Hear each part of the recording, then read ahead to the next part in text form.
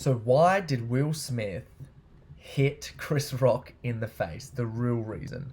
So obviously you've seen him go through some stuff. You can see it in a minute. Probably him coming up there.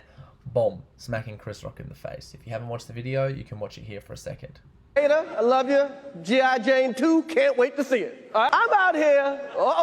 Richard. Oh, wow. Wow. Will Smith just smacked the shit out of me. Wife's name out your fucking mouth. Wow, dude. Yes. It was a G.I. Jane jump. Keep my wife's name out your fucking mouth. I'm going to, okay? That was a greatest night in the history of television. So obviously you can see he's mentioned a joke about his wife in relation to losing her hair for the second G.I. Jane or G.I. Joe movie in relation to her hair coming off and her battle with that, which has been quite sensitive. And is Will Smith's reaction plausible? Is it valid, or is it not, for the certain excuses that he has been in? So if you do get anything out of this video, please hit that subscribe button. So across certain media and watching Will Smith's weight loss journey and all of the other types of journey, it seems like he's going through some serious kind of turmoil at the moment, especially in parts of his life where he's been cheated on in terms of the work that he's doing right now, and especially in terms of the weight loss journey, and now this at the Oscars. And Will Smith is definitely this reputable, integral man who in movie characters plays someone who's extremely important that majority of men can look up to. But what happens is over a certain period of time is chaos sorts to inflict and come through in certain ways for things that we are doing. And the chaos that Will Smith is experiencing is he's sort of going down this path at the moment of continuously saying yes to reactive decisions.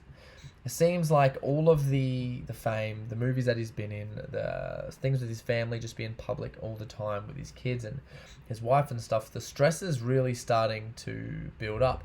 And what he is doing is, if you guys have learnt anything about king, warrior, magician and lover, and you've heard about those archetypes for men, is that Will Smith is at the moment playing what they call the high chair tyrant. Now I'll give you a quick brief description of what they are in terms of masculine archetypes. The king is the person within inside yourself who is the ruler, who makes the awesome best decisions for the kingdom out of love, which is going to bring prosperity and wealth and all the best things for the kingdom. However, this archetype you can play as yourself to make the best decisions for you, to be in the best abundance and like manifest whatever you need in your life, makes the best decisions for you. The warrior, he's like the driver of the car. The warrior is in the position where it's the gas pedal and the gear stick of the car. And that is the person who needs to get things done. And you can see quite often people in a warrior state, when they're trying too hard to go and crush and get stuff done, where they could be, going 110 kilometers an hour, 100 miles per hour, and they're stuck in second gear. And it's just, man, they're going to burn the car out. Other people have got a lot of potential and they're not reaching it just yet. The magician is like the GPS, helps you figure out where to go. That is the only, what's the word for extrovert? Introverted archetype that they have, who plans and thinks and creates. That is that archetype within every single man, who creates business plans, creates personal plans, creates holidays, whatever that is. That's the planning, creative person. Music, digital assets, digital art, normal art, poetry, dance, whatever it is. And then the lover is someone who is in the position of giving love. And if you're too much of a lover, you're addicted to love and you're needy. And if you're not enough lover, you're quite withdrawn. If you're too much magician, then what happens is you're quite manipulative. And then if you're not enough magician, is you can't take the blame and you play a victim for everything. When it comes to warrior, if you're too much warrior, is you inflict pain on other people. And if it's not enough warrior, you inflict pain on yourself. Now with the king, if you are too much king, is you have tantrums all the time. You throw tantrums. If you don't have enough king energy, you get walked over. Now the thing is if this is out of whack, every single person throughout their life needs to have a balance of the king, warrior, magician, lover. And what's really funny is talking about Will Smith's example right now is he's gone way too much high chair, tyrant, king. It's a very immature, masculine place to be in. But it's a perfect example to see of someone who, in quotation marks, has it all in terms of fame and wealth and success, is still completely out of balance with the other things in their life and react in a very reactive way. And if I was giving advice to Will Smith, I would encourage him to have a look at these other different archetypes and see where they play out and see where he is hurt. For example, if he's been really connected to his wife and he has been stung there through cheating or something beforehand, is he can get quite attached and attached to his wife in that position. If he hasn't spent enough time planning and he's just going along with the flow all the time, as he's sort of uncertain where he's supposed to do. And where does the person go up the top of the hierarchy when they've achieved all the things they want? Like, where do they go? It's very hard to make that decision. And then in terms of warrior, like, how's that showing up? He's probably doing a little bit too much warrior now. He's crushing and all this other stuff. So he's not leading with love because he's addicted to it in other areas.